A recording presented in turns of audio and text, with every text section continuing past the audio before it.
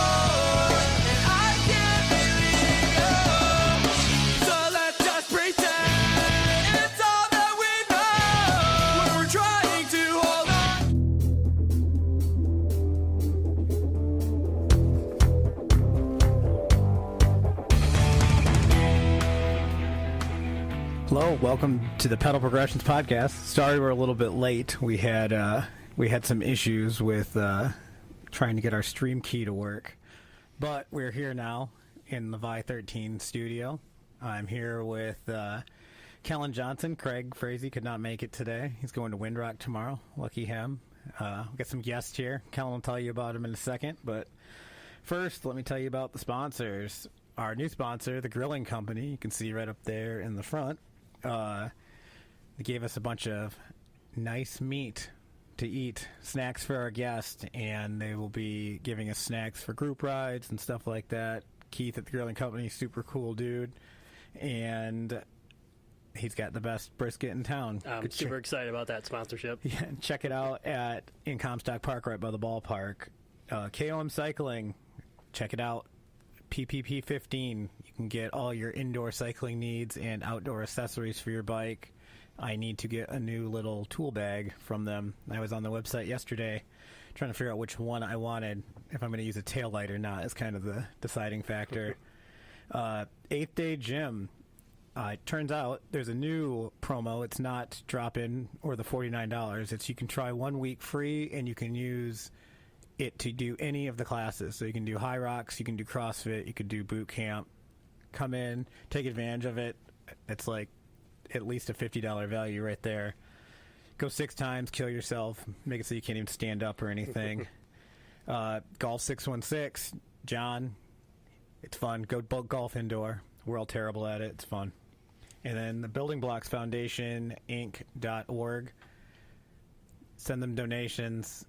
We have, well, I guess I don't have the link in the bio currently, but it'll be in there later when I fix it because I had to switch the stream. But all the information and the mission statement is there. As far as events, Craig normally does this. We've got possibly another race trip, March 7th and 8th. And then as far as live streams go, which I'll be better prepared for making sure it goes live on time, we got Caitlin and Mark from Canada, Mountain Biking Lynn, famous Canadian YouTuber. Not so good at directions. Not so good at directions. Funny story about that when we have them. We have Keith from the Grilling Company and his co-host Drew. We have a big announcement when they come on involving what they're up to.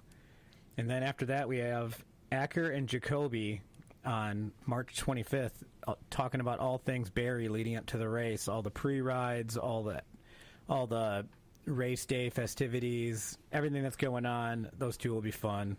They're always fun. And then, Kellen, why don't you tell them about social media and all that jazz?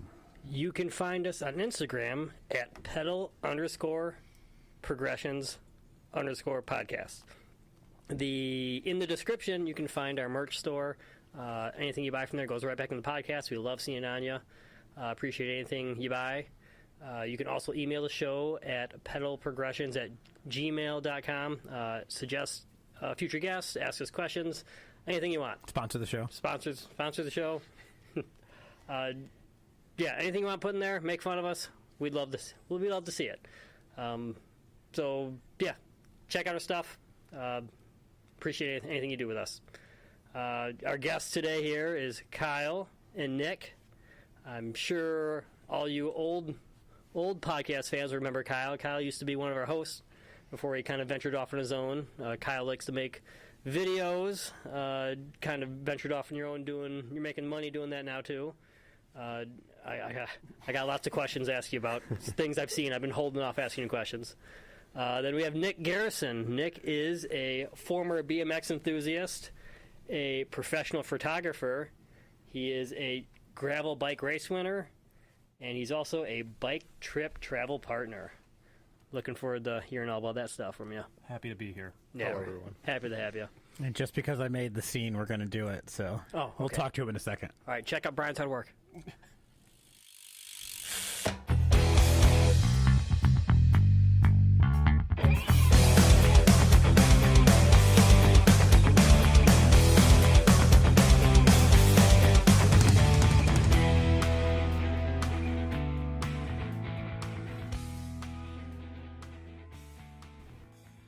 And we're back. Nice.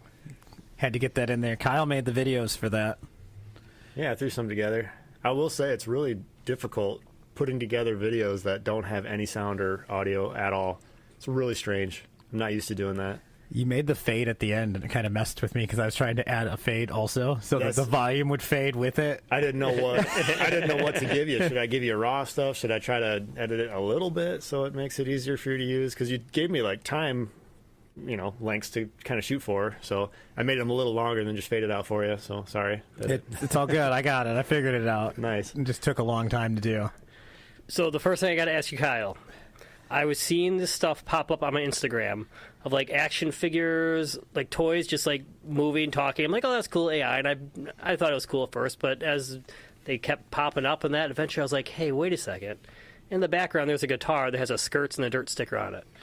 And I'm like, that's weird. So I kind of looked at more, and then next thing I know, they're in your basement.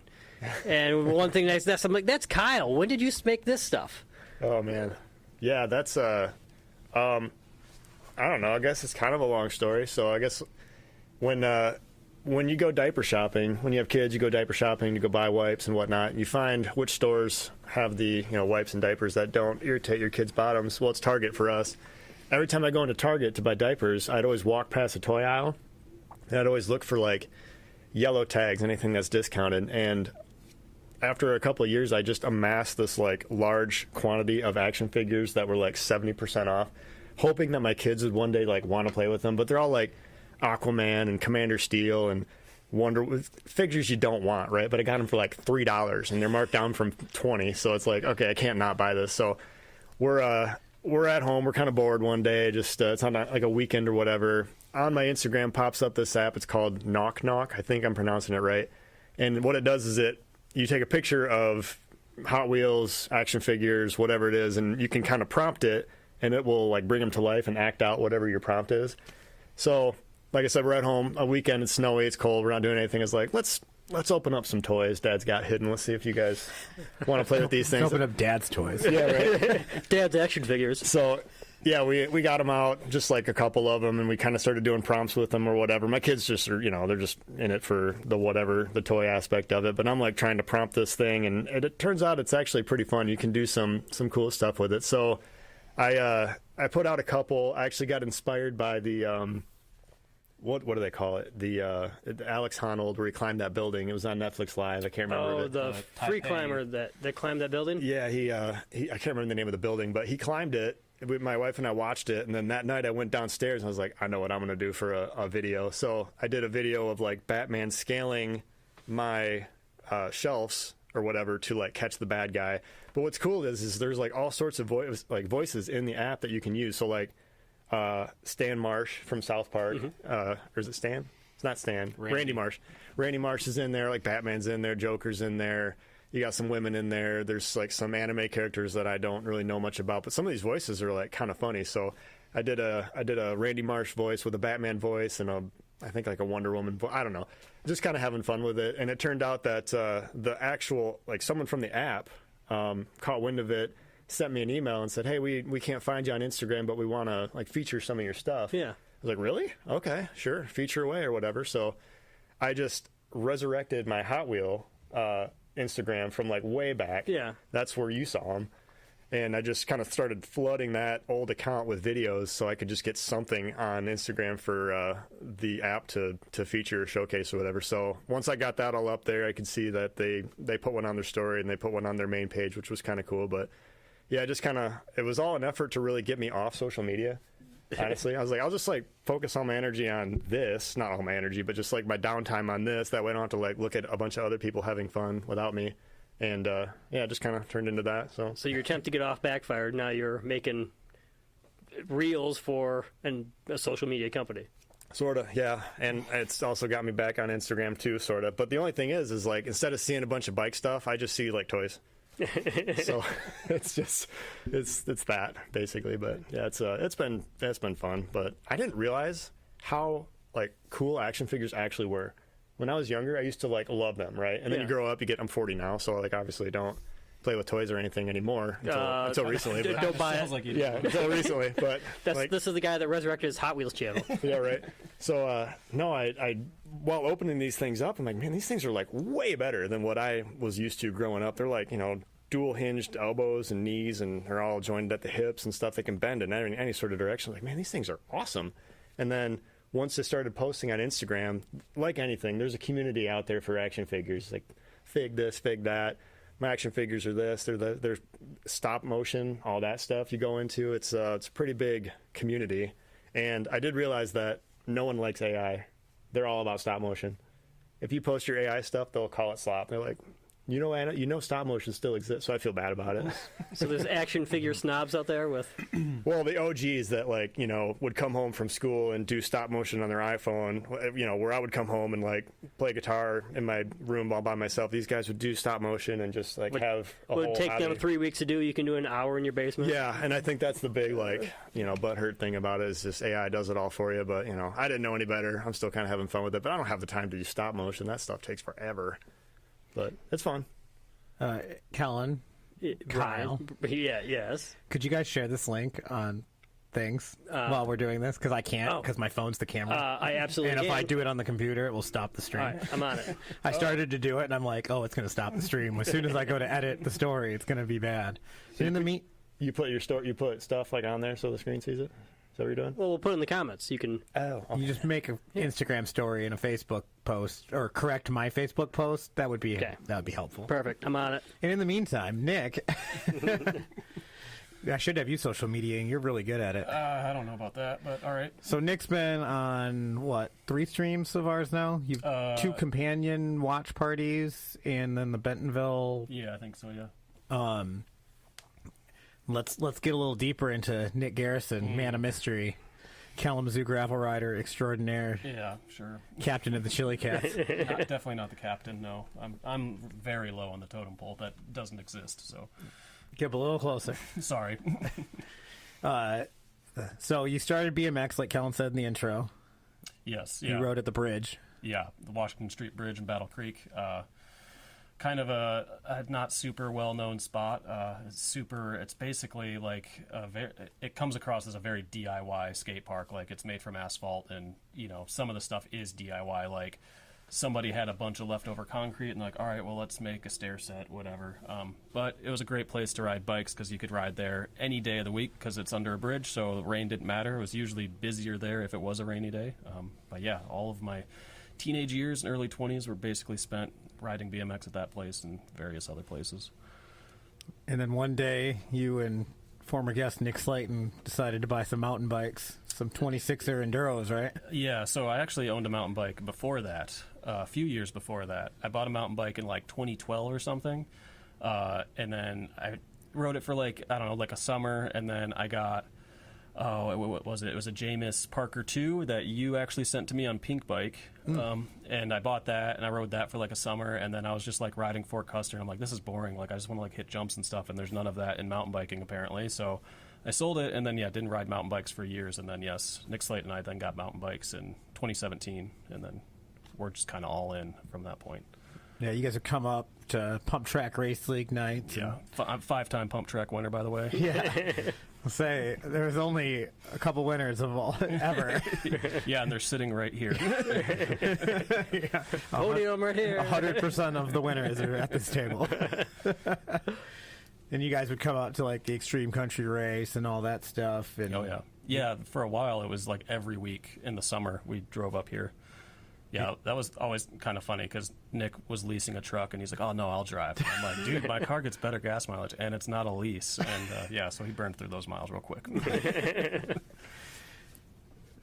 he does like buying and selling things. It's kind of his thing. Yeah, But you got real into downhill racing for a little bit there. oh yeah, yeah. That was like I did my first downhill race I think in 2017 at Crystal Mountain.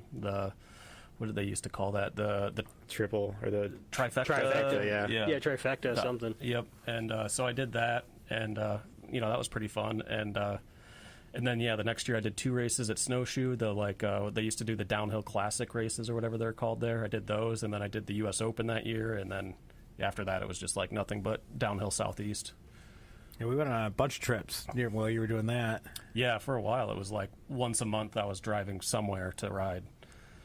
Windrock, Massanutten, Yeah, Beach Sugar.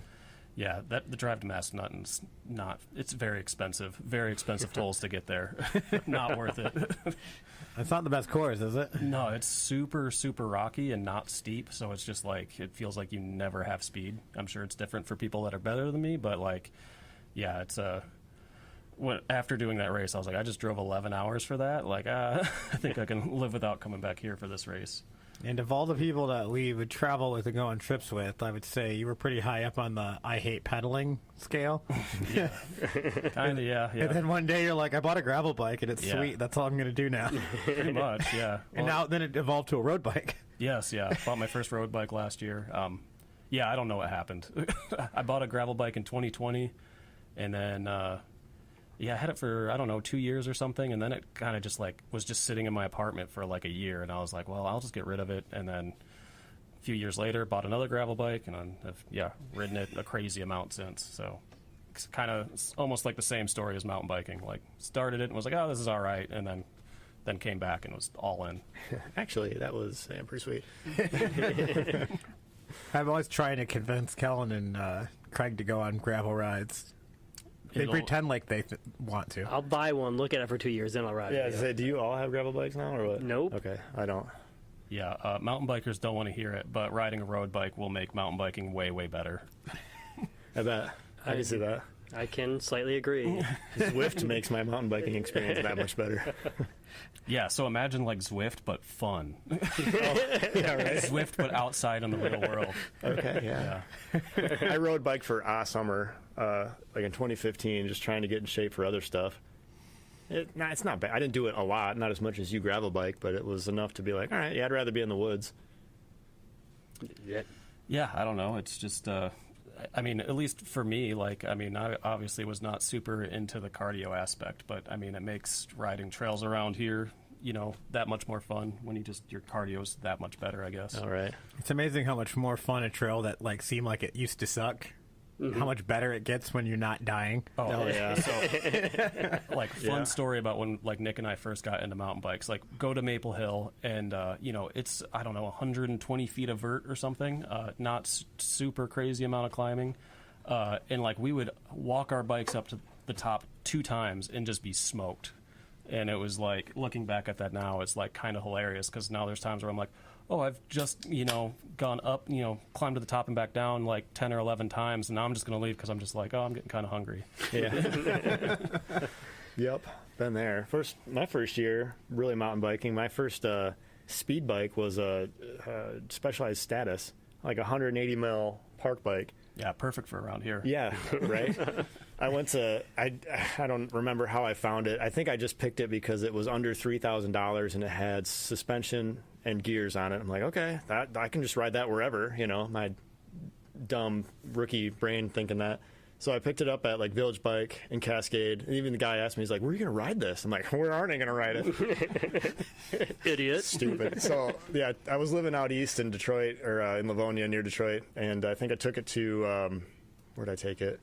I took it to like the Tree Farm, and then I took it to Pontiac Trails, which I died. I died there.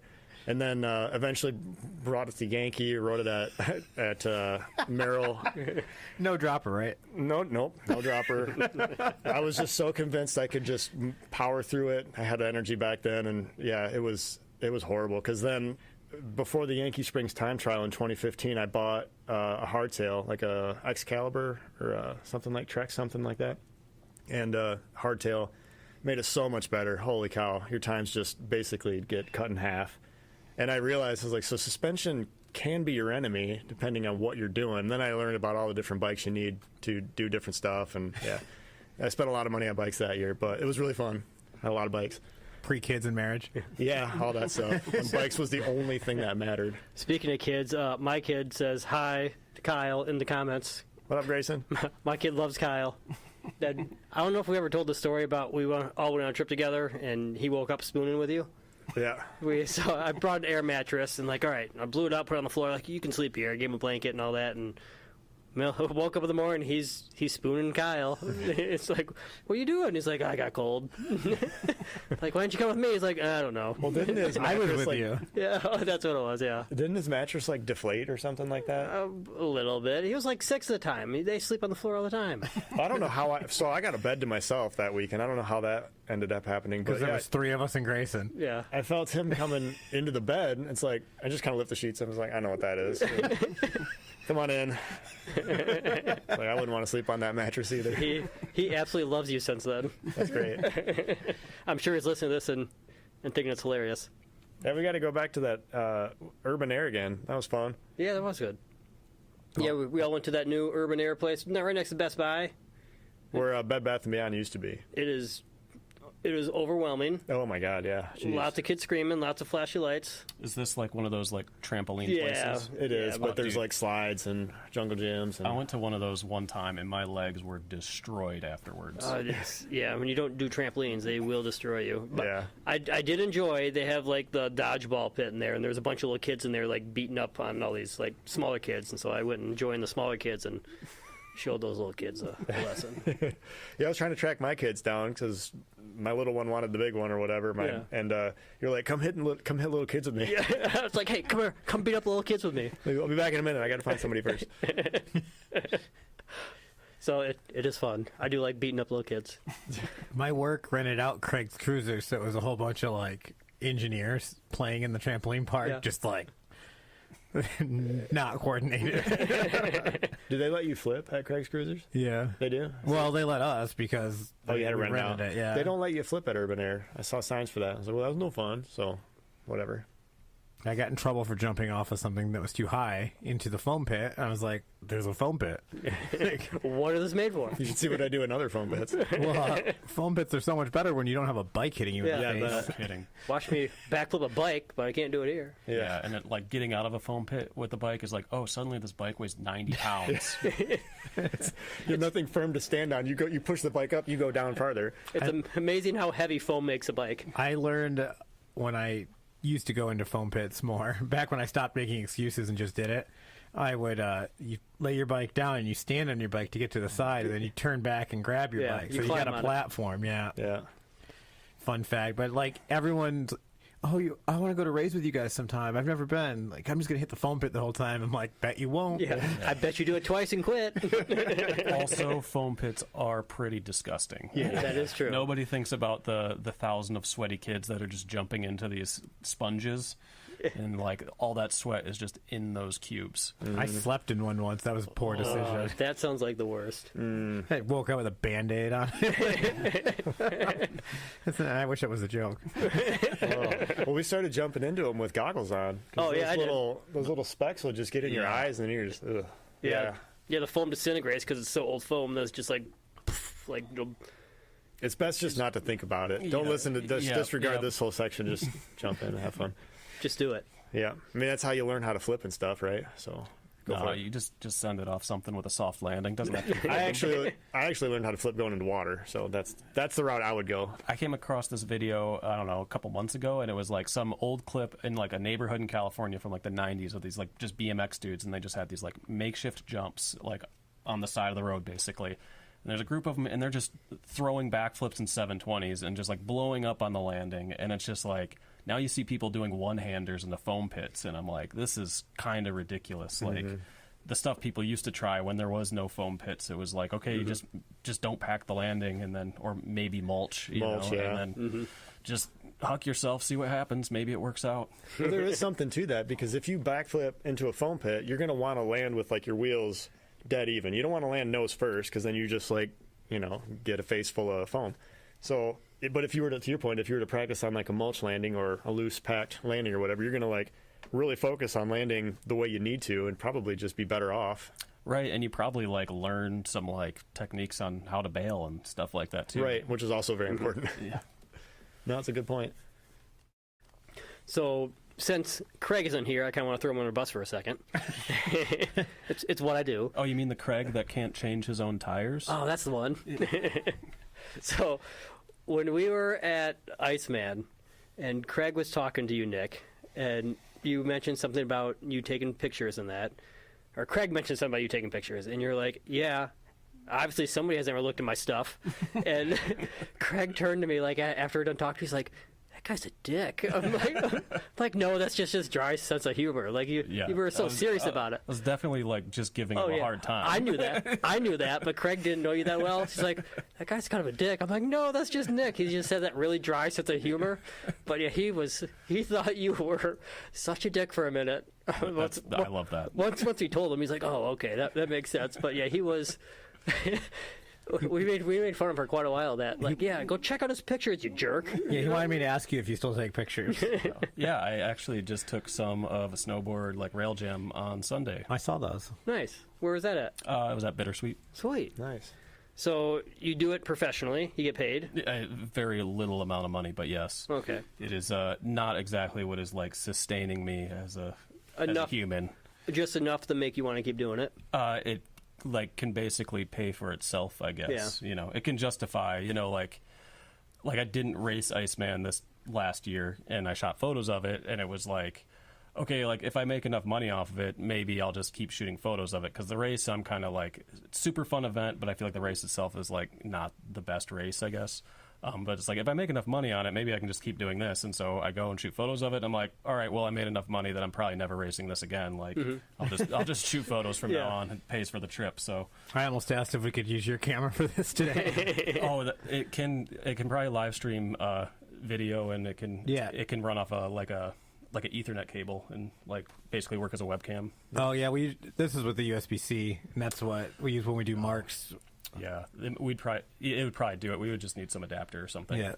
So you used to take pictures for the newspaper too, right? Correct. Like you did it professionally. That was your job, is taking pictures. Yeah, like I originally went to college for photography. I originally got into photography to shoot photos of like BMX with my friends and stuff. But yeah, I went to a community college to study photography, and then I worked for a newspaper as a photojournalist for a few years and shot photos of anything and everything. That's cool, though. That'd be a fun job, and all the cool things you to go see. And yeah, so like some of it is super cool experiences. Like I got to ride in hot air balloons multiple times to shoot photos, and shot tons of sports, which I always enjoyed shooting sports. But like there's also the like go to local government meetings and just like random interviews where it's like not super interesting, like even just to like be there, let alone take photos of it. But there was definitely like, you know, I guess highs and lows to it about, or when it comes to like your subject matter.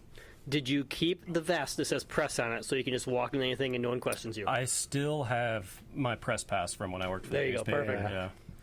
Like Grand Rapids Press, that's still a thing? You're like, sure is. And just keep walking by them. I mean, honestly, all you got to do is just Carry a ladder. Yeah, carry a ladder. But yeah, if you got a giant camera in your hand and just like don't even like acknowledge anybody and just walk to wherever you're going, like nobody's gonna question it. Oh, yeah. Yeah, the camera does kind of act as its own VIP pass, right? Oh yeah, you carrying this big like 1.5 long lens around, people are like, oh, this guy must be some guy that's being paid to be here or something or whatever. But Kyle, you're professional now too, right? I wouldn't say professional. You get paid to do. Is that the only criteria you got to have to? Well, usually, my rule is you're a professional biker, you're a professional whatever. The moment you have to claim something on taxes. Oh, Oh, that's actually not a bad way to look at it. Like once the government knows about it, then it counts. That threshold is very low, by the way. Depends on how well you take advantage of it. Right. Yeah, no, I shoot videos for one company right now. Our friend Keith Foster has been super helpful in kind of getting me in the door to film these robotic cells that they have at the company he works for. So they're really, in my mind, they're like really fun to look at. They're so cool, but there's so many moving pieces. And ultimately what they're doing is they're assembling parts to cars that would drive.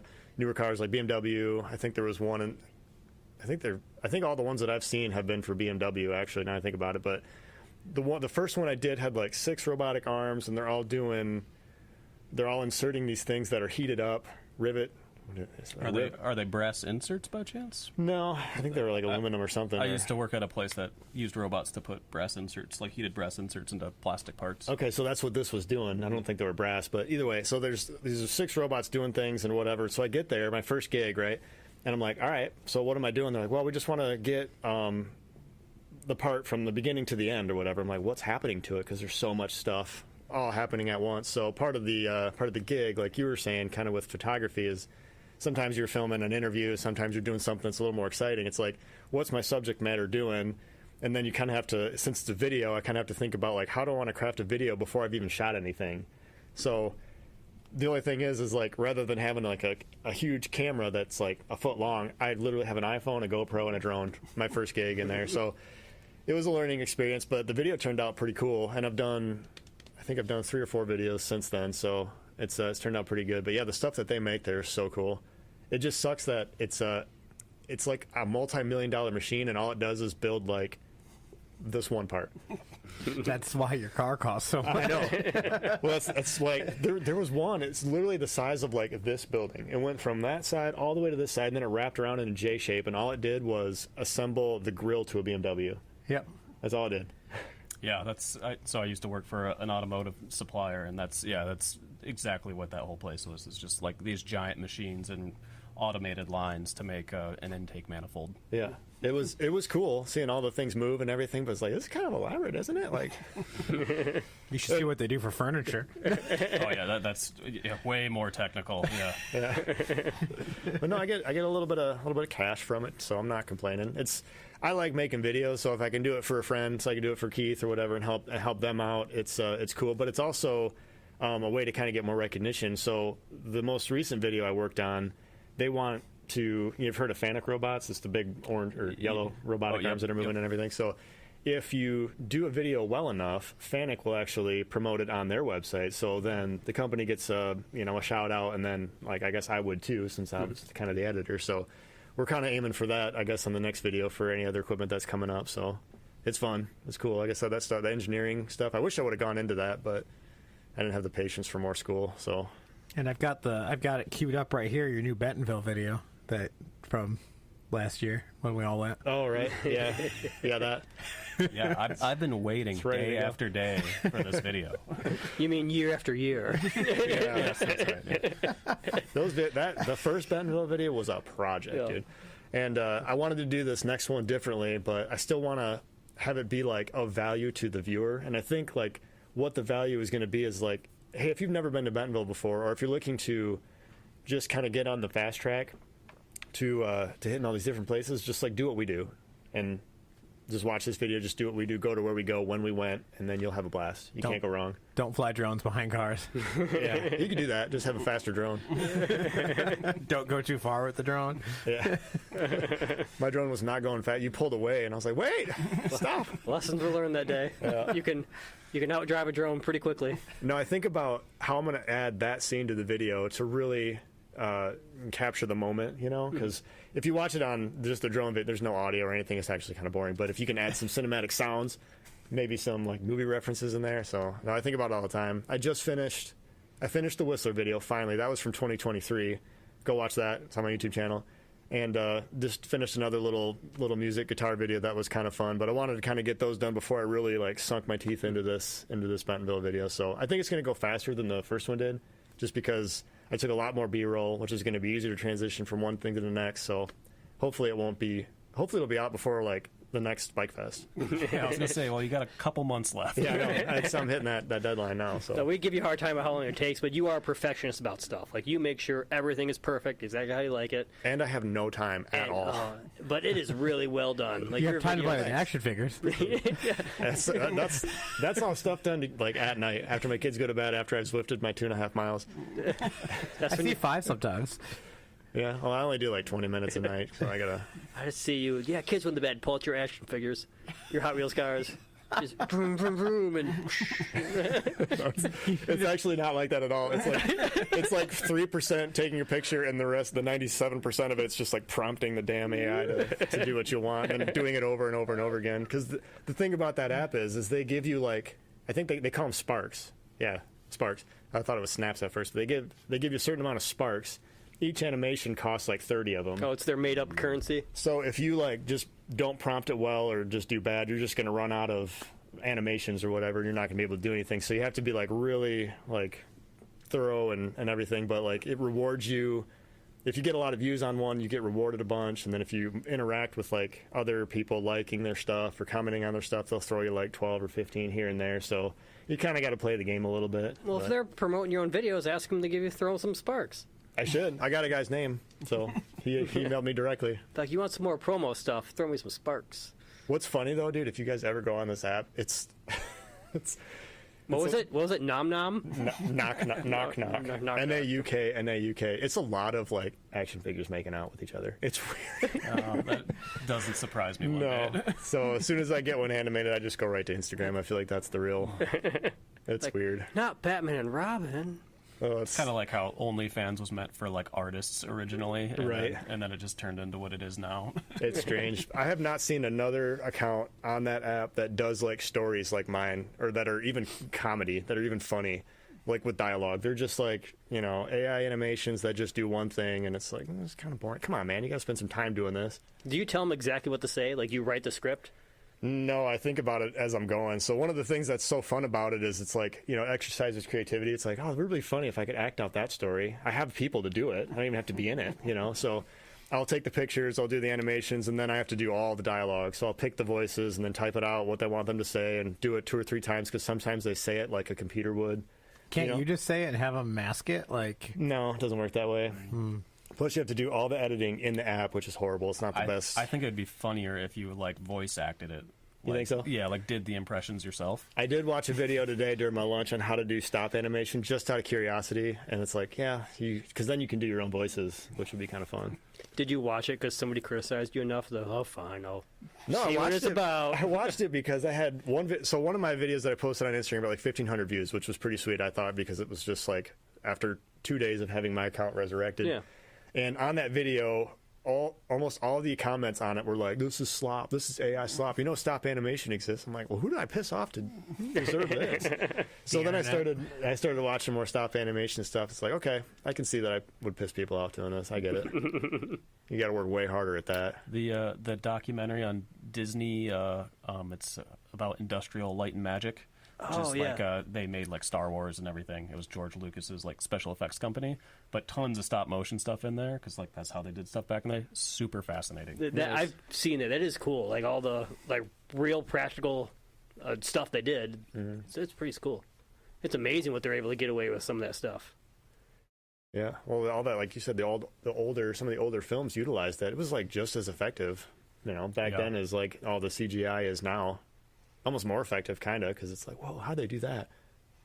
Well, it's crazy. Like part of it, some of it's crazy. Like they would take a video of something, and then someone would physically go through with like an X-Acto knife and cut out sections so they could run the film through again. But then you could only re-expose the cutout section, so it would take like 3 or 4 times of them filming the same thing, but then just layering them on top of each other. But physically laying them on top of each other. It wasn't like just overlaying on a computer, but they physically did it with film. It's crazy how they go through. Like a TIE fighter would fly by, but it's like, okay, we have a shot of the TIE fighter model going by, but now we have to layer in the film that has like the like blue light coming out of like the twin ionic engines or whatever they are, and then like and then we have to do another layer for the lasers, and it's all stacked up, and they have to repeat the same shot like perfectly 5 times in a row with the machines, because if the thing moves differently, then it's not going to overlay right. And it's when you physically cut out on the film, it's not just cutting out once; it's cutting it out for every 32 or was it 34 times a second. So, like a 15-second shot is how many times is that cutting it out? Brutal. Just the sheer manpower it takes to make some of that stuff work was crazy. Yeah, the things that they were able to figure out is cool. So would you say that we could watch that on? It's on Disney Plus. Oh, what's it called? Some George Lucas thing? Yeah, so it's Industrial Light and Magic. It's a special effects company that exists today, but he started it to make Star Wars, and they did Indiana Jones and all sorts of other stuff. But it goes up from, when they started all the way up to present day, where there's the switch to CGI and stuff, and George Lucas, they created the Pixar machine, which then became the foundation for the Pixar company, and it's pretty wild stuff. Speaking of Pixar, did you ever watch the short animation video that sparked Toy Story? Yeah, I think it's called Tin Toy or something. It's actually really funny, but it's from 1987 or 8 or something like that. But it looks like Toy Story animations. They had this in the 80s. That's crazy. Weird. I don't know. But yeah, I watched that the other day just because I was looking up stop animation stuff. Yeah, and I was like, oh, I've never seen Tin Toy. I didn't know that whole thing sparked the Toy Story thing. It's cool. Yeah, interesting. A lot of those things they spawn off old cartoons that you had no idea. And, I can't think of a modern day cartoon or thing that hasn't been done before. They just resurrect it and make it a new thing. No one's got any good ideas anymore. we're all out. Yeah. Could you have your AI make a cartoon version of the last Bentonville video or the Joyride 150 video? Could we animate it? Yeah, make it claymation. That'd take a long time. Once you do stop motion, they're going to start. All the claymation people are going to start ragging on you. No, it's funny you bring that up because one of the reasons why that app was so intriguing is because I could recreate memories from college or something like that using these figurines and have it be funny. I haven't done it yet, but I was like, oh, I could try that. That'd be fun. It seems like you could take it in the broadcasting software I have here and make your video with no words. Do the voiceover for it, and then tell the AI to match the lips to the audio that you make. I'm sure there's another AI program out there that could do that. I know if you buy the premium version of this app, you can have the figures' mouths move with what they're saying. So I'll prompt mine and just say their mouths move, and then I'll just deal with it. Because one of the fun parts is the characters will do just weird stuff because it's AI just doing God knows what. So then I'm like, what am I going to have him say there? So there's one where I did where the guy dips his head like this and he turns it this way. So I had him go, achoo! Just animating it, but then just ad-libbing the text as it goes. I watch it back because I'm not ready to watch the guy. So he does this. I was like, I forgot I did that. That's funny. Because the guy next to him's like, bless you. You remember that old show, the Whose Line Is It Anyway? And one of the skits was people off screen had to make sound effects for him while the other people did moves. That exact same thing with action figures. Oh, it's fun. I love that show. Yeah. Whose Line Is It Anyway? That's great. That was a great. Is that where Wayne Brady came from? Is that how he got? That's how I remember him. Yeah, I would say that's the only thing first thing I can think of. Now what he's doing? Let's Make a Deal. Is that what he's doing now? Maybe. He's on sure. daytime TV with actually Drew Carey. Yeah. Drew Carey's doing Price is Right. Basically, just Drew Carey show was Whose Line Is It Anyway, from what I remember. And we all work, so we don't watch daytime TV. Well, I do too, but you get sick days every now and then, right? YouTube clips is what I see. Fun stuff, yeah. So this is the bike trip group here, or part of them. One of the pictures I had that I was going to use for this episode was the Highland Bike Park one, and then I realized that you weren't there. The RV one. I thought about that too. You could AI him in. Yeah. Superimpose. Because you've never been to New Hampshire with us, right? No. I've always wanted to go there, but never been there. I need to go back. I have some airline stuff I need to use. Anyone want to do a cross-country stage race in New Mexico with me in September? That sounds like it's still really hot out.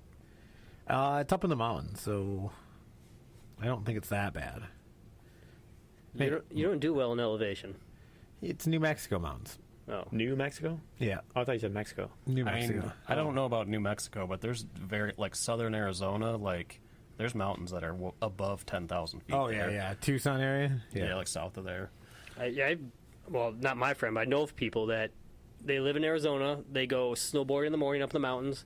They go all the way down the mountain, and then they're surfing in the evening on the ocean. It's sounds sweet. Sounds to me. amazing, Sounds sweet to me. I wouldn't mind going to New Mexico. I first thought when you brought that up, I thought you meant Mexico. Well, I was No, trying that- to go to one in Mexico, but That's old Mexico. it's expensive. No, I had a bad experience last time I went to Mexico. Getting there while we were there, it was fine, but I'm not exactly ambitious to go out of country anytime soon. well, I was trying to go to Scotland this year, and Courtney shot it down hard. So next year, try to go to Scotland for multi-day enduro race. So I was just looking at stage races, and I found this. It's a cross-country stage race, but the last stage is a bunch of bike park and stuff. So I think, judging by watching it, everyone's on all mountain or downcountry bikes. Nobody's on XC race bikes. So it's 3 days, and food and stuff, and it looks like a good time. And it's a tenth of the price of going to Scotland. Huh. But yeah, I think it's if you do it before the end of this month, I think it's $400 for 3 days of racing. Did you see that stage race thing they're doing in Bentonville? I think Yeah. Memorial Day weekend, and I can't remember what the price was, but I was shocked by how much it cost. And I was and it's just like the regular everyday trails. I think you can just go ride, and I'm like, man, I don't know if that's a great deal or not, but I know, because I first saw it and I was looking for a stage race to do, and I realized that doing an enduro one was going to be too expensive for this year. It just wasn't going to make the budget. So then I started looking at any kind of mountain bike stage race. And I looked at the more advanced cross country ones, and then I saw that Bentonville one. I'm like, well, I know those trails. That'd be really fun. And then the price. I was like, no way. yeah. Yeah, because even doing the enduro for Bike Fest is kind of all right, this might be kind of pushing it. We can just go ride those same trails at the same time, basically, if we want. But then Kellen does. Yeah, Right, yeah, exactly. I ride support just so I don't have to pay the money to do the race. Yeah. I can do it for free. He drops in with us. Yeah, Yeah. I do remember you saying you did that. yeah, In the that's the way past. to go. I'm not signing up for it. Why would I do that? Why can I ride Do them it for free.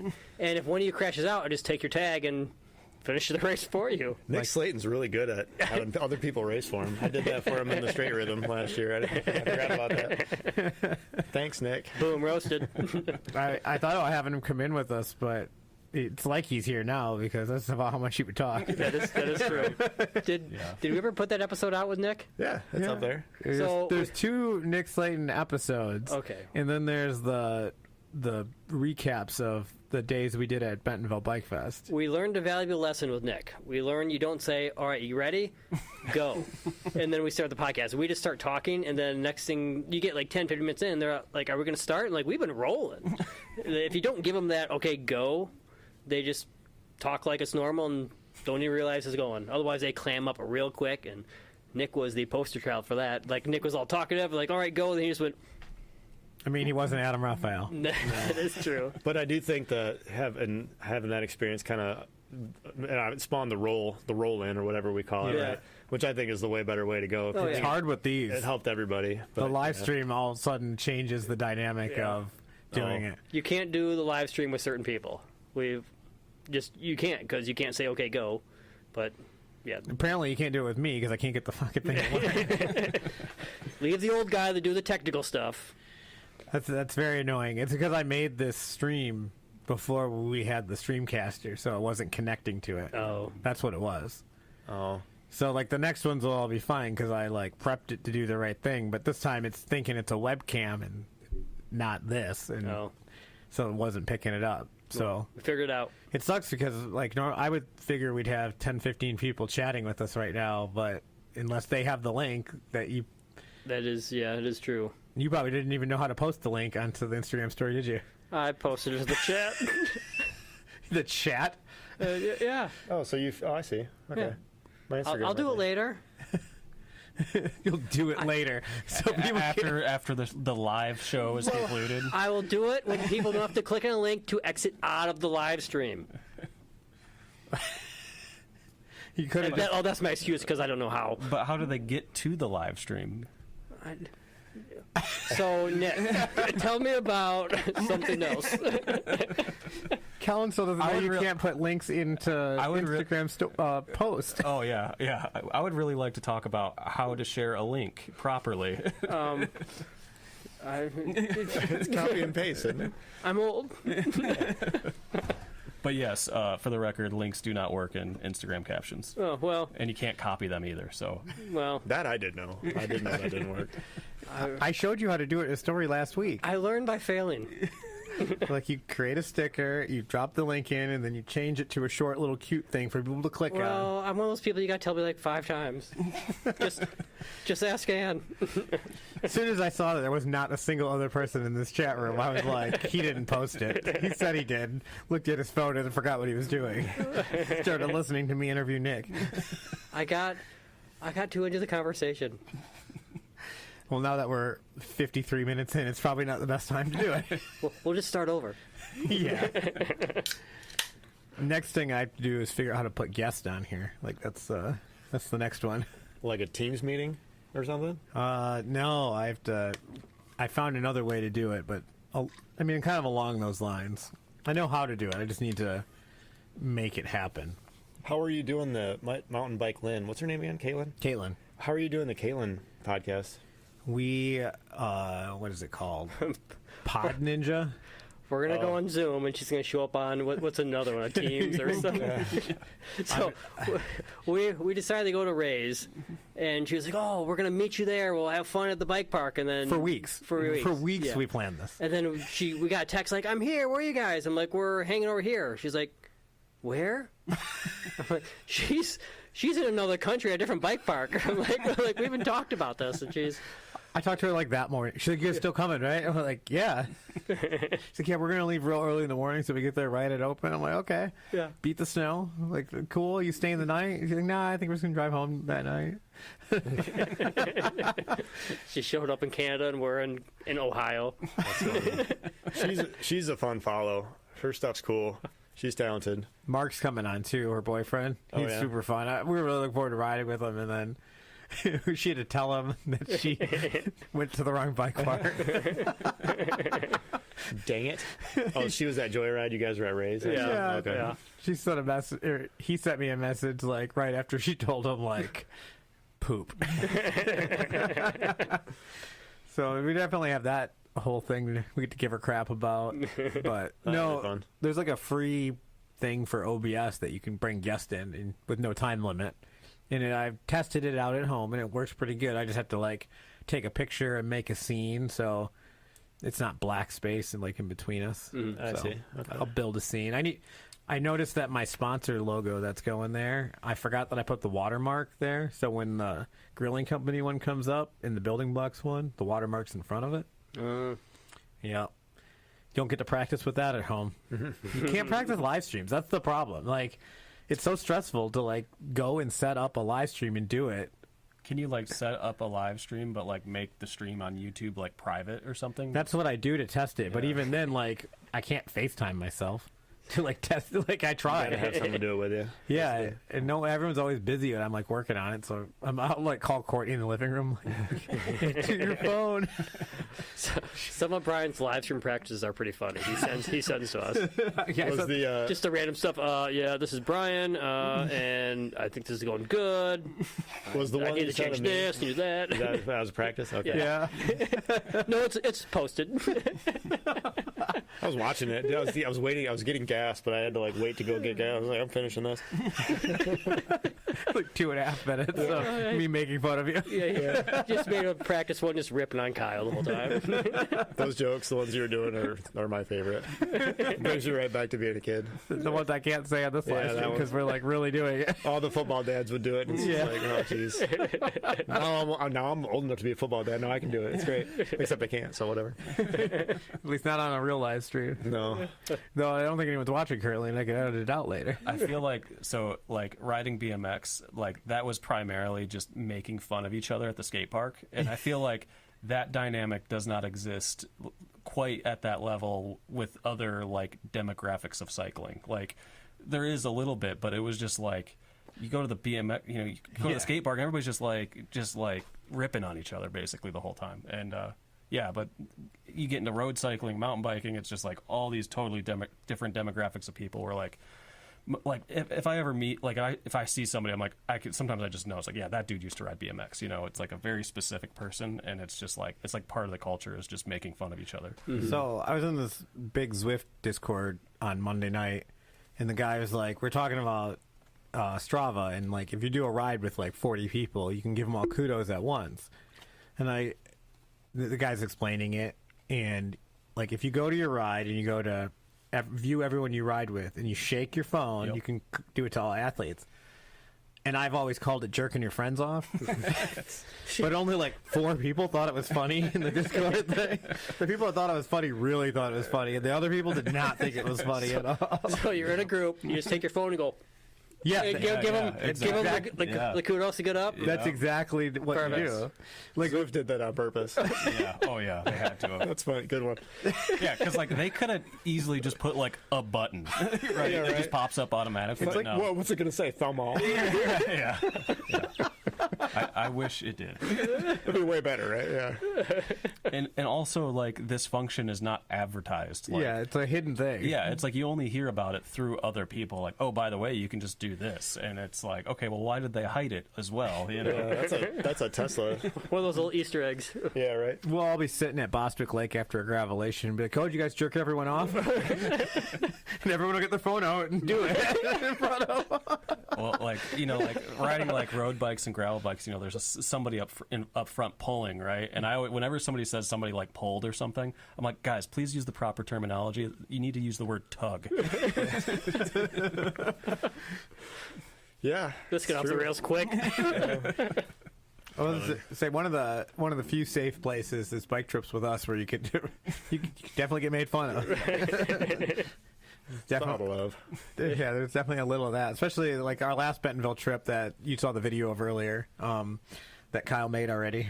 The one that hasn't come out yet. Oh, that one, yeah. All the girls decided not to go that year, so you can guess what the house looked like. No parents, smelled no like. rules. Yeah. We always knew we were going for dinner. It was pretty nice. Yeah. What do you guys want? This. Okay. Yeah. Well, we're going to go here. We're going to go here. All right. Sounds good.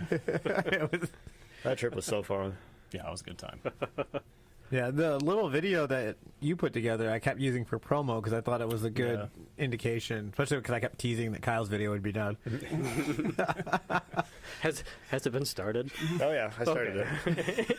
I started it. Like a week ago when I started giving a crap about it. Hasn't even started filming it yet. Perfect example of us making fun of each other. It turns on you very quickly. No, I started it. Jeez, I was like pretty adamant or pretty disciplined about it. As soon as I got home, I organized all the video, cleaned off one of my external hard drives, put it all on there, started watching the videos to try to figure out what I want to do, and then I learned like there's I forget an AI app for action figures. And then knock came into my world. No, actually, this was way before that. But no, I realized there's like this. I forget what it's called, like hyper stabilization or something like that. It's done in like on my laptop in the GoPro app that makes videos look so much cooler. Like you're going so fast, even though you're not. So now where I left off was I was in the process of like putting some videos in that like hyper stable state and then exporting them like that, and then the ones that didn't need to be.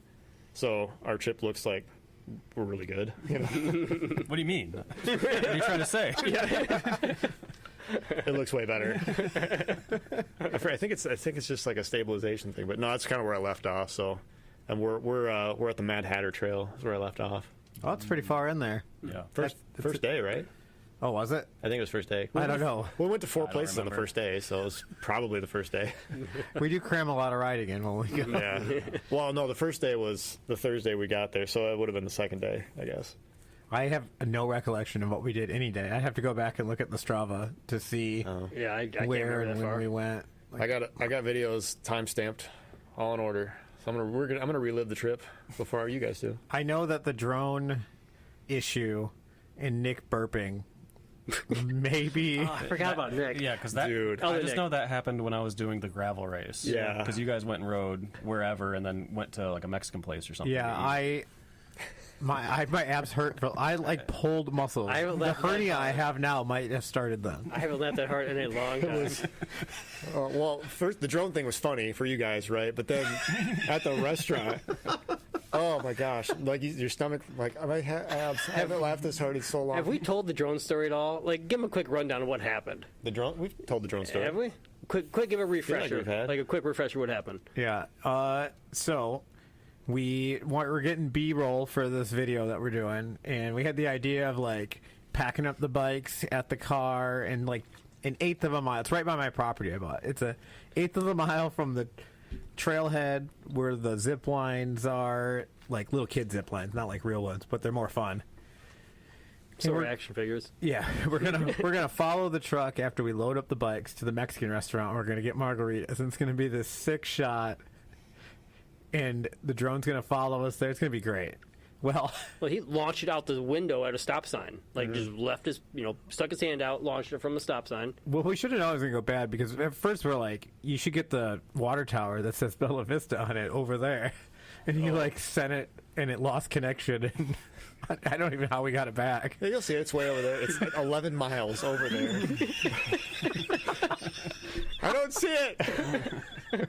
We don't know. I lost control. I hope it comes home. Yeah, right. That was like Tennessee at Windrock all over again, where I lost my first drone. He's like sweating, and the rest of us are trying to swing on this kid zip line and land on the other platform. We're as sympathetic as you think we'd be. But anyway, you lost track of what we were doing. We were actually just at that stop sign, going to pull into the parking lot for the trailhead. I think it was a trailhead, or it was either the restaurant that we went to or the bike shop, or both. I don't know. Anyway, so we're at the stop sign. I throw it out the window, and you took off, but apparently I was still in like cinematic mode, which is like really stable, slow, so it's not so jerky, whatever. And I'm just like, you guys are pulling away from me so fast. So I'm then I'm going like, 17. so I flick it into sport mode to try to catch up, and like, there's leaves, there's like branches hanging down, there's power lines. Next thing you know, I'm like,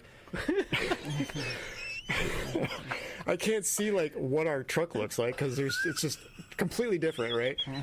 So I'm Luke Skywalker in the channel of the Death Star at this point, trying to find our way. Next to this Jeep coming straight at me. Jeep, pull up, pull up! You ended up in dude. the other lane. It was wild, I dude. could imagine the Jeep just seeing a drone just coming straight at him. Well, I'm sure he didn't even see Last it. second, dodge it. Just, But what I don't know, had to have looked because I'm on a screen this big, right? It was way more funny probably for you guys in the cab than I'm driving, but you're sitting there with the screen in your face like that, just screaming like, "Oh my god, oh my god!" We're all yelling, looking out the windows. It's a 45-mile-an-hour road that's blind turns, and I've got cars flying up behind me, and I'm like trying to watch as I'm driving. I'm like, dude, I'm dying laughing. So I was like, I can't. Nick Slayton's a worrywart as it is, and he's like freaking out in the back seat. Kellen's spun around looking out the window for this drone.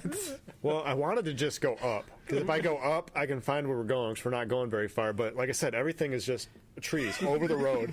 Like, I got no choice going through there. And then finally, we get to the parking lot and everything was fine. I'm so happy I didn't damage that thing. I couldn't believe I got through there without getting hit. That was crazy. What a rush. What a rush. The problem is, the best part of the whole story is everything that happened inside the cab. Yeah. Like, we should have had the camera of us having this bad idea. Like, Yeah. Well, someone got their camera out at the very end. You got the very end of it. I tried to. Yeah. Oh. It's all right. We're all very supportive of you. We'll have AI action figures reenact that one for us. We'll try it out. But no, let's get to the burp. The burp was even funnier, even though it's super childish. We were eating, and then we were just enjoying drinks. It was after we rode, right? We're still laughing real hard. Yeah, we had ridden. Someone blew up a tire or a wheel or something. I did. Yeah. I flatted and had to push out forever. But yeah, we were talking about it or whatever. Nick was sharing something, and all of a sudden, just out of nowhere, it was like a foghorn. Oh, he's pretty drunk from his one margarita. I'll say that doesn't The take much. margaritas are this big, everybody. It's the size of a punch bowl. He just lets out this foghorn burp, and I was so confused at first. I was like, "What are you doing?" He's like, "I burped," and then it got to be really funny. We all started laughing so hard. Yeah, if I had a nickel for every time I have been out to eat with Nick, and then he's like, dude, you might have to drive home. And he's had like 2 beers. And I'm like, okay, all right, whatever. Oh, that was so funny. Mid-sentence. Yeah, Yeah, we were going to... It doesn't sound that funny telling it, but it was one of those burps where it went so long he like looked around like he was surprised he was still going too. He's like, "What? Did you hear that? It didn't stop." The server walked out. Yeah, and we're just stares at, like the whole restaurant stopped and stared at him. Just We couldn't. what was that? We couldn't talk for 3 minutes. And Oh, Nick that was was good. winning a gravel race at the same time. Yes, that is true. Yeah. Yep. You're like undefeated in Arkansas, right? No, I didn't win the previous year. Oh, would you I get got- second or third? I was third, yeah. Gravel racing in Bentonville, worth it? Good time. Yeah, I like it because, like, in Michigan, so much of the roads are, like, around fields, you know, and the terrain's not super elaborate, so it's, like, straight roads for the most part.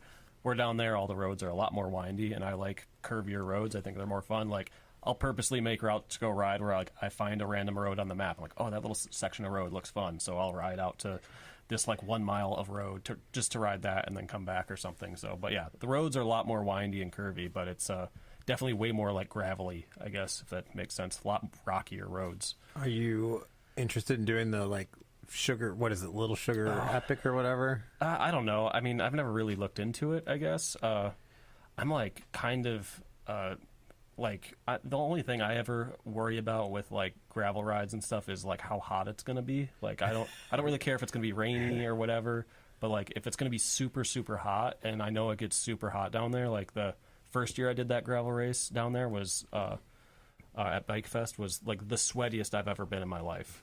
And so I'm like, yeah, like, do I go down there and do this really long race that's going to probably be super physical and it's going to be crazy hot and humid? And that sounds like a kind of miserable experience.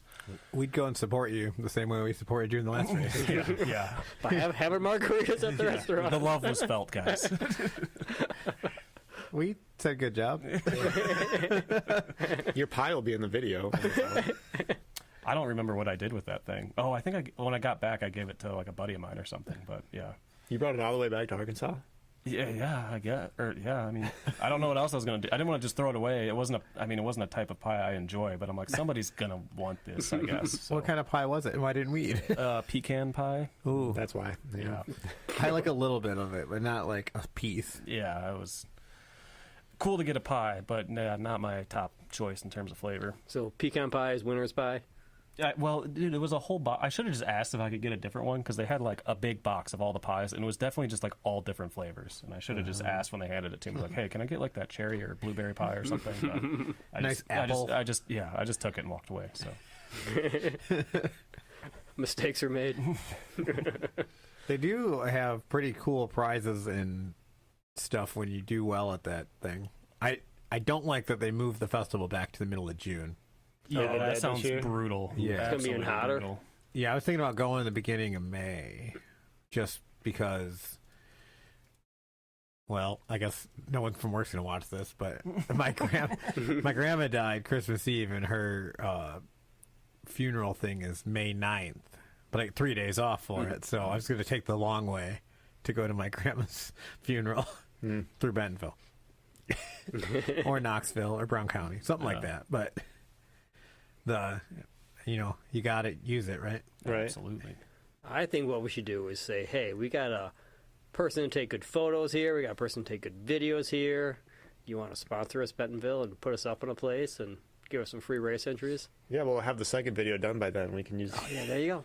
We can say we can do a whole documentary. on it. This sounds great because it has no work for me at all. I just enjoy the benefits. so It's like are the you- podcast. You're making the phone call though. Are What you? do you mean? I'm the talent. Are you asking me to sponsor you right now? Is that what this is? I'm asking if I could stay in your place. Oh, well, I don't know if you're aware of how little money my photography brings in, but it is not a lot. Well, you just need to get a free place to stay in Bentonville, and you'll be all set. How do we get the free place to stay? Ask Andy. Yeah. Yeah. Oh, well, what does that have to do with me? Ask him if he's got that crawl space finished yet. He's in Texas right now. He should be watching and commenting, but he probably saw that the other video's not moving and just quit, like everyone else. Yeah. I mean, that's what I would have done too. He could have followed the link that Kellen put in, but Hey, we got 4 people watching. I'm one of them. Ooh. Yeah, right. who else is watching? Whoever else is Well, watching. Grayson's watching, right? He's in bed by Yes. now. Oh. Yeah, it's probably time is Ann. It is. 8:12, yeah. Send some 8:12. messages. Let me see. So we did that Evolve Trailco thing, right? And we kind of took it like, oh, no one's going to watch our live stream of it, whatever. It'll be a good practice for us. Like, we're going to have fun doing the event.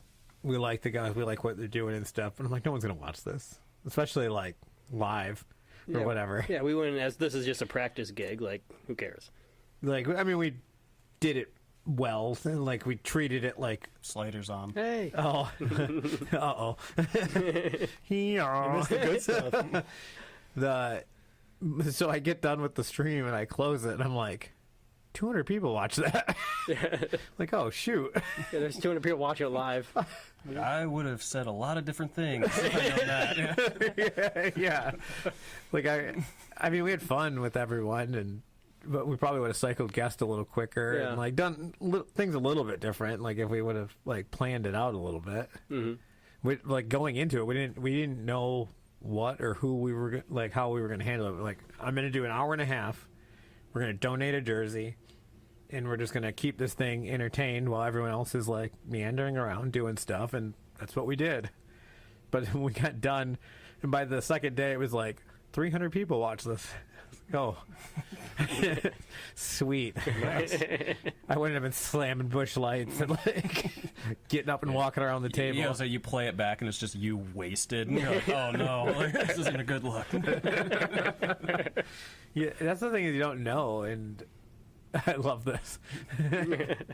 Kellen's wife really likes watching it. Well, you guys. Yeah, it's funny. You never know what's going to blow up. Like your figurine thing on like Instagram, or even the video of when Craig blew his bike up on that. Like just a stupid thing we just posted, and next thing you know, it had we're up to 11 million views or something like that on that. Almost 12. Well, yeah, 12 million views on a stupid video that I had no idea of anything. Is that through Alex's video? Yeah. Your channel or whatever? One of those things. If you knew, like, oh, I would have added like a sponsors, a whole bunch of other stuff. Like I would have done it much differently. But just you never know what's gonna blow up for randomly. No, I you should don't. get that video to put in one of the cuts for like going between scenes. Oh, that would be a good one. Now that I know how. No, I can do it at the end for the thanks for watching and Craig's bike folding in half. Oh, yeah. And then all of our faces in the background. We look like such gomers in the back. Like, he's going to get hurt. But that's what I thought when Yeah. it was happening. Oh, yeah. I was like, don't do it. we still cheered him on. We weren't cheering about it. We were like, don't do it, man. You're going to break your bike in half. Worse. Yeah, I was at the top of the hill when that happened, and it was super loud. I Yeah. was pretty surprised. I was pretty close to it when it happened. Yeah. It was also pretty loud. Yeah. Oof, he had to hit that hard. We were live Yeah. DJing that, so it was one of those things like, oh no, is he okay? But He had a microphone on. I forgot. I heard the wind get knocked out of him on the I speaker. forgot he crashed with the microphone on. Oh, man. Well, it's one of those things like I want to check out and make sure it's okay, but at the same time, I don't want to make everyone else panic like over the PA system. Like, oh no, Yeah, there's he like hit a tree. that brief moment of like, do I see if he's okay or do I like make fun of him? As soon as I knew he was okay, I made fun of him. That's when I wish we were doing live streams at that point. Like Yeah. that Richmond Ruckus would have been a fun live stream. That would have been a That fun was one. a fun event. Like the That was camera like facing up from like basically that berm like up the hill, like so you could see people coming and hear us Yeah. like making fun of people. Yeah. That would be pretty cool. I mean like 10 people that were there would like go back and watch it. Oh, yeah. But I don't even know what I was talking about half the time. Oh, I don't either. That was like our first like MCing thing, and the whole thing was we'll come there and talk shit. Yeah, and we did. Yeah, that was fun. That was one of my favorite things we did. And we got suckered into it. we didn't want to do it. We got suckered into it. Yeah, we were supposed to be at Crankworks and Yeah. at Horseshoe Mountain that day. We gave someone our logo, and next thing we know, it got put on a flyer saying we're going to be somewhere. And I guess we got sucked into it. Dan's episode is our second most popular episode for one media stream. That's pretty good. Yeah. The only thing that's more popular than that is Matt and Jenny Acker, but they're getting closed in on. I never thought they'd get caught, and the gap's getting real small. But then the Evolve bike park, that's actually the number one thing we've ever done. Between people re-listening to it as the podcast and like re-watching the live stream and then the other video after I trimmed out all like the fluff out of it, that's like almost double anything we've ever done. It's like 500-600 people. Like, man, nice. And then the back pedal, the last live stream we did sitting right here without the banner and stuff. I do like the live streams. So back when Kyle was the host, Kyle did all the editing, and like I said before, you're a perfectionist. You cut everything out. You made sure all the levels are fine, like perfect. Like I think it was a lot of stress on you for Dude, I would not. You are a perfectionist. Now that I've been away from it a while, I would not do that again. But I need someone to tell me don't do that. Just don't do that. But the live stream is great. You're like, done. Yeah. Post. That See would ya. be Go nice. home and never worry about it again. Yeah. Yeah, so like I hate editing video because it's so tedious and like all the processes are so time consuming, and like I would like edit some video and put it on the internet and it gets 100 views, and then it's like, okay, I upload a minute-long video of just a GoPro video down some mountain bike trail and it gets 1,500 views. And I'm like, okay, all I did was just like hit record, made sure the color looked decent, and like uploaded it. It was way less effort and I got way more views. So it's like, why am I bothering with like editing and stuff with like, it's not something I enjoy. So it's like, there's no payoff for me, I guess. Yeah. Depends on what you're trying to do with it. Some stuff for me it takes a lot of editing, but like for like social media, just post and go. Yeah. Don't spend a lot of time doing stuff on on your editing. The thing that would always kill me is like I would like edit some video, like, okay, I think I'm done. I'm going to export it, and then I export it and I rewatch it, for the millionth time, and I'm like, oh, cool, this export setting was wrong or something, or I noticed something different. I'm like, all right, great, now I got to go fix that, re-export it, and that's going to take forever, and then I'm just too impatient, I guess. Yeah. I like the mix of both for us because, like, the last episode we did was super good. Like, I actually really enjoyed listening back to it after I finished editing it. Like, because I always go back and, like, just proof listen to it one time to make sure that the spots I cut aren't super obvious. Like, unnatural close pause or whatever. Like, add some time, whatever. And it helped, like, reaffirm that we do need to have regular episodes still, too. Like, the one we have next week will be a regular podcast that I'll edit and do all the things normal. Right. GarageBand audio only. We'll be in the other room back over there, sitting at the couch and stuff, and get to hear about. We get some fancy coffee next week. Ooh. Yeah. Yep. I don't drink coffee, but I don't drink coffee either. I'll choke it down. Craig does. Craig will drink enough for all of us. But having that audio medium where you can do a little bit more perfect and really do an interview and stuff, it'll be interesting when we do a live stream, but also has to be like a distinct interview as well. Like, so far when we do live streams, they've been kind of effing around a bit. It's like friends and hanging out. And, right. So at what point are you going to start just videoing the podcast, like even though they're not live, and then just uploading a video of the interview? I don't think we will, just because we cut 12 to 15 minutes out of an average episode. And we really don't cut content out. It's more cutting the longer pauses as someone thinks about an answer, or they mess up telling a story. A lot of the ums or stuff like that, or even we mess up just saying something. Like, I stutter on my words all the time. Well, if you get someone that's never been on a podcast before, they might trip up a few times, and doing them a solid would mean you have to edit the podcast a little bit more. So I feel like when we started, we were doing a lot of that because none of us were really that good at it. But also, all of our guests that we did have on were like Adam, like, oh boy, there's a lot of editing that's going to take place in this one, kind of a thing. So, well, like, one thing is, like, this live stream, reading the intro before we really start the show is a totally different vibe than knowing what we talked about and then saying the introduction, going through the sponsors. Like, when we're going to do a live stream like this, I felt really rushed to read through everything and didn't give it probably the amount that I should have in the beginning because, I was flustered because the damn thing wasn't working. So then we're 2-3 minutes late, and then I hurry through the sponsors, and then with Craig not being here to do events, I just rambled through them like stupid quick, and then pitched it to Kellen. And then I wasn't even ready for it. I was I don't know, off my own world. You're like, oh, my turn, go. and see, that's the little things that you see the difference between the live stream and the real podcast is because we would redo that intro until it was good, and then we take the outtakes and put it at the end. Yeah. Right. Well, when do you start pre-recording your sponsors and like event stuff? I guess. Yeah, we could do that, but I don't know. I like to go with what's going on. I like the more personal. Like we can ad lib a little stuff here and there, and Right. yeah, throw a little something here and there in. A little extra flavor. Yeah. When are we gonna get a commercial read for you and put it in the middle of the podcast? Yeah, I was just gonna say. And this segment's brought to you by. Slim Jim. Speaking of jerking off, here's some jerky for you. Yeah. Which, one of our new sponsors is the grilling company. They gave us jerky. How was it? I had a piece. It was good. I liked it. I had peppered jerky and then some Caribbean jerk chicken. I thought it was good. I'd Toss it in the fridge here. yeah, there you go. I appreciate it. It was good stuff. I do recommend it.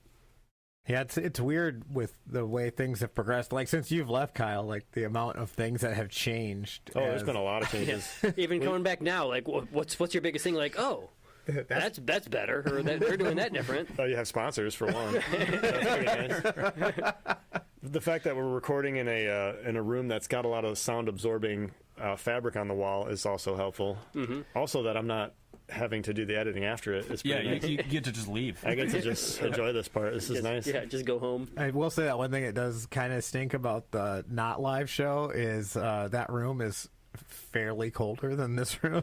In the summer, it's going to be awesome. I noticed that. But yeah, there's been definitely ones where we're like freezing. Like I had my, I don't remember who was in here, but I had my heated vest or my heated sweatshirt on. Yeah. It was the Jeff Jacobson and Jeremy Carroll interview. It's just cold enough where you want a jacket. But you don't want a jacket. But you don't want a jacket. Yeah. No, we don't want a vest or anything.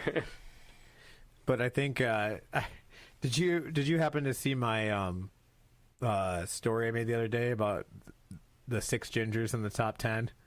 Yeah, I figured those were all like sympathy watches or listens, I should say. 6 of the 10 top episodes we've ever done feature gingers. Yeah, the spice rack. Oh, Yeah. I did see that one actually. And then I found this really funny AI song that's like, gingers are not that bad.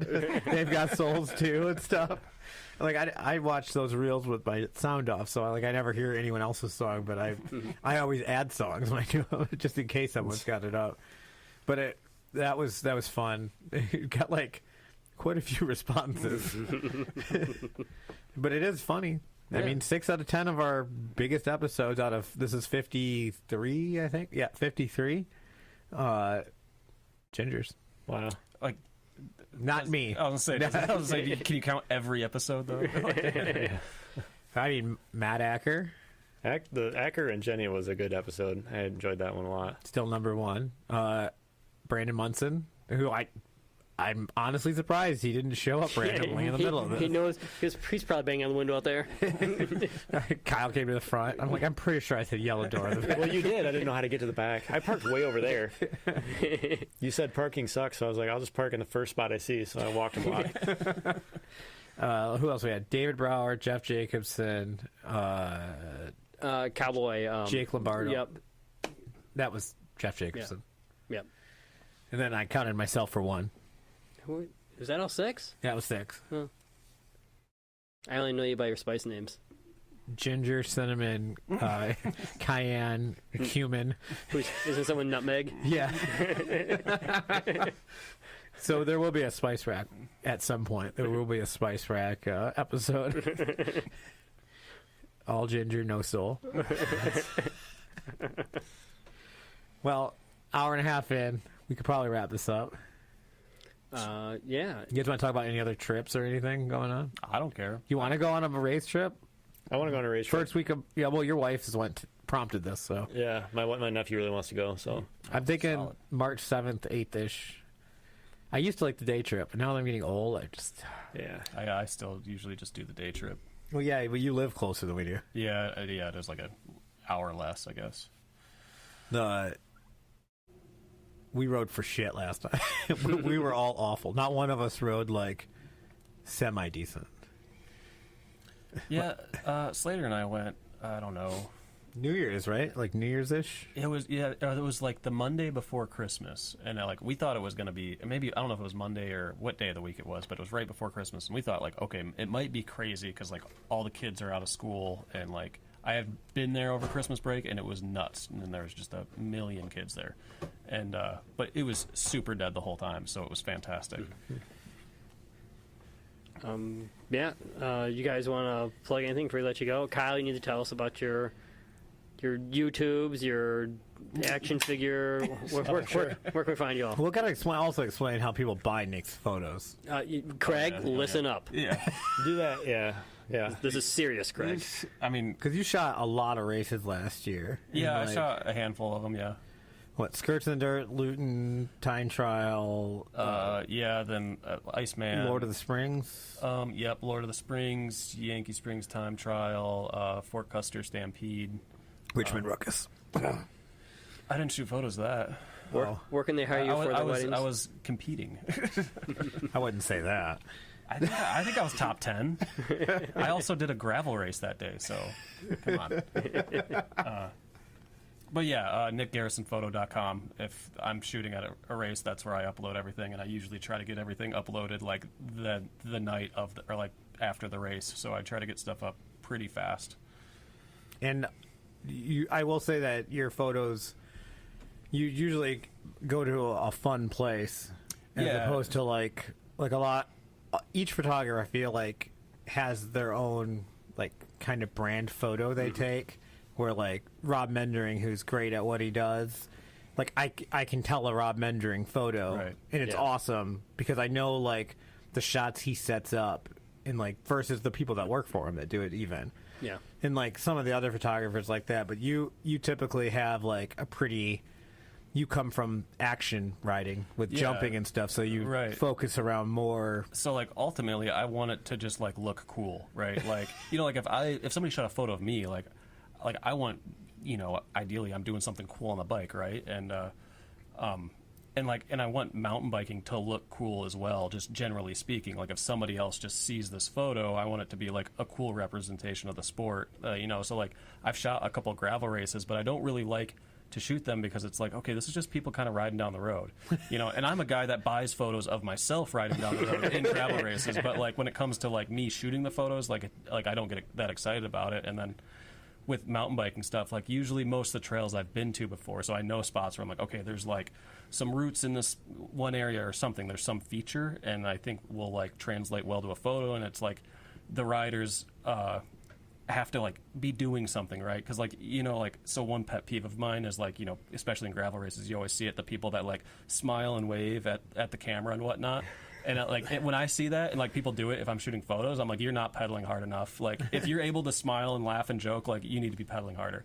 And so part of the reason too, like I try to find a cool spot on the trails. It's like this person has to be focused on what they're doing. They can't like mess around, joke around. Like they have to be doing the sport, I guess, and it makes it look cooler. And it's like they can look back and be like, hey, look at this cool thing I did, right? And yeah. And that's kind of what I try to go for. You and Slayton too. Yeah, like you guys will just get your phone out on the DL and like film something that's better than if I like get my phone out and like set up the shot and like try to do it.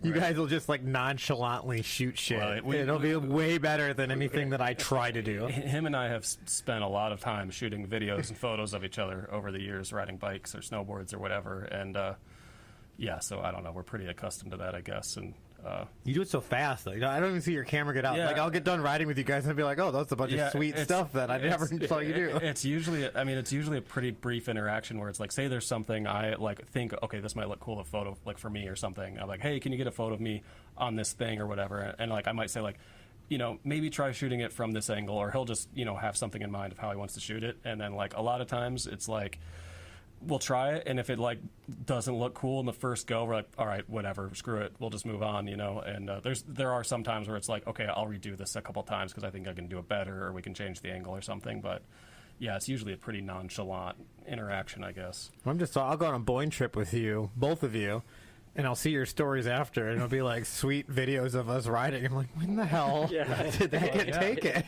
There's a picture of my bike leaning against something looking cool. What was I doing, peeing? Like, where was I? Yeah, I don't know. Sniper. Dude, candid is king. Dude, that last day at Boyne Highlands in the rain. That was super fun. Yeah, my bike hated it. Like, Oh, yeah, mine too. I went to so bad afterwards. I went to get my bike out for Thanksgiving after that, and I went to drag it out of the garage, and the rear wheel was locked up. Yeah. The bearings wouldn't spin. Oh, Like, jeez. I had to like spray a bunch of stuff in there and like get it going again. It was bad. Yeah, that was a wet day for sure. Yeah, that was a day that I was not going to ride. We got like the deal on the hotel rooms and stuff. Yeah. So it was just like, oh, we'll stay up here. And, like, I got the room. It's a luxury room for like $90 a night or $99 a night or whatever. So Max Wild and I are staying. We're just having fun. And then our friend Dallin stayed the night or whatever. Then we get out to like ride the next day, and I'm like, Max is like, I'm not riding. I'm gonna sit inside. And I'm like, it was I'm not. like 40 and rainy or something. I'm not gonna ride. And he had said the day before, he's like, yeah, I'll probably come if the weather doesn't suck or whatever. Well, I'll say this: Boyne in the rain is my absolute favorite time to ride it. So, But it was like 35 yeah, degrees. it was not warm out. So I'm like getting ready to like call it a day, and like, I'm not gonna ride. And he's like, dude, I'm like 20 minutes out. Son of a bitch. try to like spray off my crap from the day before. At least I like washed my pants and stuff, so it was like not completely disgusting. Oh yeah, that's the like racing downhill, because it's like you'll do a practice run, some practice runs in the morning, and it's usually muddy in the morning anyways, and it's like you kind of want to have a second kit, because otherwise you're just like waiting around for like 3 or 4 hours, and you either got to like re-put on this dirty wet kit, or just stay in it, and like it sucks. So it's like you totally, like, you go to these downhill races and you totally get why they have a million kits and stuff, because it's just like it's just uncomfortable otherwise to be lingering in wet stuff. I forgot underwear and socks for that trip, so I had the same ones on. How are those not like the main things? You bring like a ton of extra. Yeah, of. you always got extra of those. Because I always have extra of those. That's literally how I forgot It's those. always like, okay, like one for each day, and then like another for Double each it. day, just from riding, or maybe I crap my pants, or who knows what, like. I thought that's what I had, and I got up there and I'm like, you got to be kidding me. I brought like 3 pairs of spandex because we went and rode like Boyne School Forest and stuff the night on Friday or whatever. And I was like, oh man, I don't have underwear. If only there was a store nearby that sold that sort of thing. Well, I didn't think I was riding the next day. I had the one pair and I washed them with my pants and stuff. That's the first thing that goes in my suitcase. Socks and Oh underwear. yeah, absolutely. Always. My downsized bags to go. It was a poor choice. I get it. I know. Trust me, when I put my wet socks back on in the morning, because I didn't put those in the washer and dryer. You probably got trench foot, dude. Yeah, jungle foot. It felt like it. It was terrible. How about you, Kyle? What do you want to promote? Anyways, Shut up, guys. Callan's in a hurry. He's got somewhere to go. Maybe I wasn't done yet. Oh, He didn't even talk about his Instagram. Oh yeah, Nick Garrison, or at Nick Garrison _. That's just, I post photos on there, but random other stuff. It's usually just pictures of my dog. Also look up Chili Cats Kazoo on Instagram. That's a ever-growing cycling club in the Kalamazoo area. Could you describe it in its full description? Yeah, so it's a very loose operation. There is kind of like a group of like 10 or 15 people that are kind of like the core people, but there's literally like the Strava group's got like, I don't know, over 200 people or some crazy number, and we organize gravel rides in the spring and the fall on Thursday nights, and then we organize all sorts of random other bike rides and silly events. Like we did this bingo themed road ride. It was a 69K distance, and that was by design. But yeah, all sorts of other stuff. Taco Bell 100s. Yeah, a group of people did a Taco Bell 100. I'm really glad I didn't attend that one. I contemplated it, but there was like a million things that went wrong that day, and it took them way too long to do, and it was... I rode with you that day. Yeah, that's right. Yeah, we rode down in what's that place called down in Three Rivers? Meyer Broadway. Yeah, that was fun. That's where you just went from a Taco Bell to a Taco Bell to a Taco Bell. Yeah, so a Taco Bell 100 mile ride, and you can only use Taco Bell like products to fuel yourself, and you can't have a water bottle either. Baja Blast in your water bottle? No water bottle. No water bottle. So you have to have like a Taco Bell cup. The Taco Bell cup with a straw.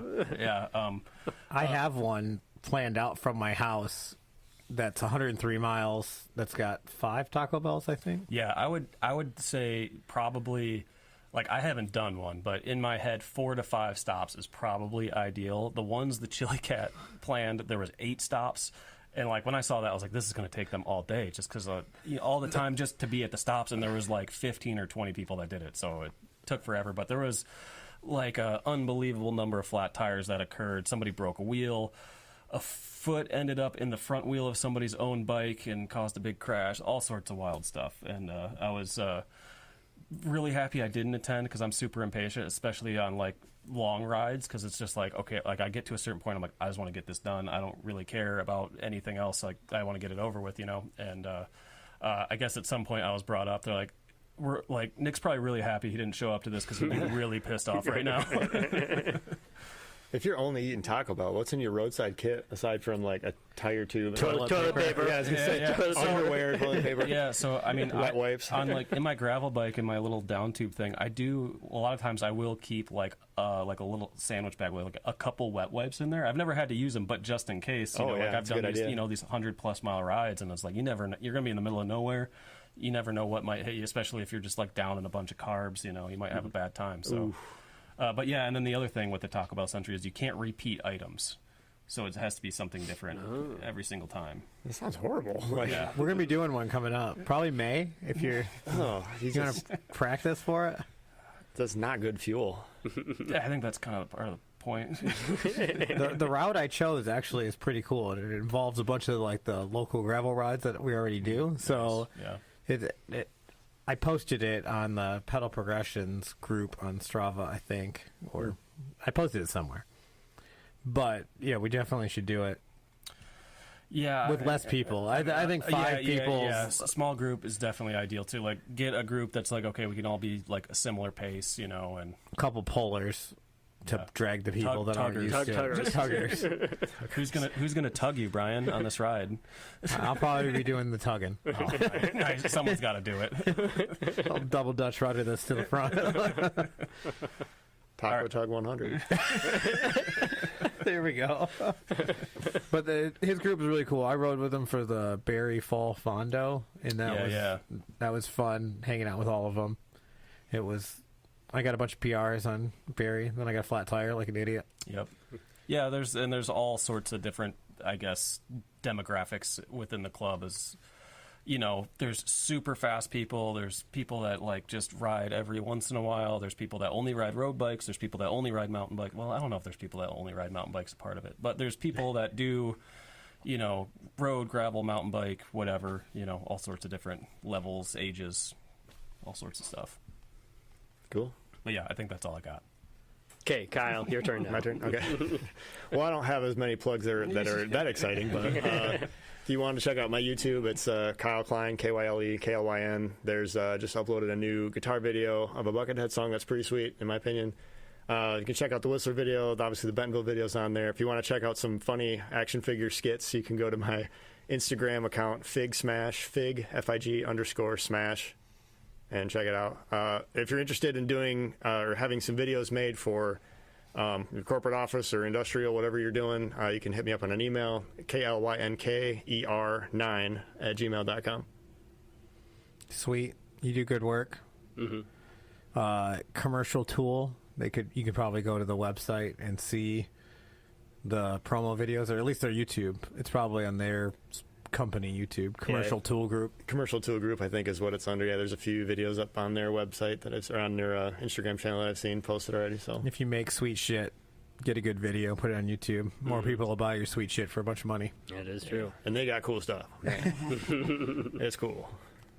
Well, Nick, Kyle, we appreciate both of you having on. Impressed with all the work and cool stuff you put out, photos, videos, all that. Yeah, thanks for having me on. Thank you. Yeah, it's fun. I'm sure Kyle loves that he can just go home and be done with it now. Dude, do all your stuff as live streams. I'll join the podcast again. Craig's gone in New Zealand for 2 weeks, so we actually kind of might need a fill-in. All right, I can do it. I'll help you out. Taylor Swift's there? Oh, yeah. No, he told me that, though. Remember? I was, like, booking the show, and I had stuff coming up. And I'm like, I'm going to be gone for 2 weeks in March or whatever. Yeah. I'm like, oh, where are you going? He's like, oh, we're going on a 2-week Taylor Swift cruise. And I was like, really? I'm like, I totally fell for it. I could totally see Shannon making him do that. Yeah. But thanks, guys. Thanks for everyone listening. Appreciate you. And like always, remember to keep progressing, keep yourself, and have fun. See ya. Bye. See ya. And, oh, shit. Are we still live? Oh, no. Oh, no. No, we're not.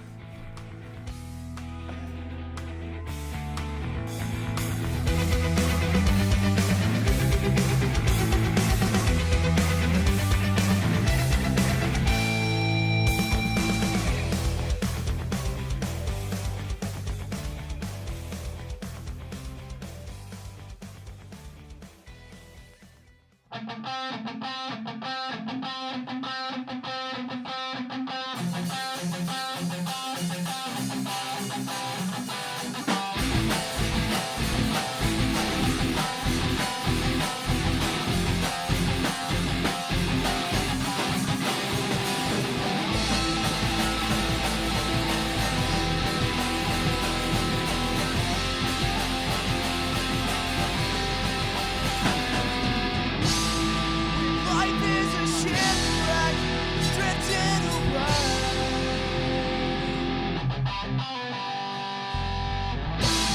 Far past the Atlantic, where I can stay.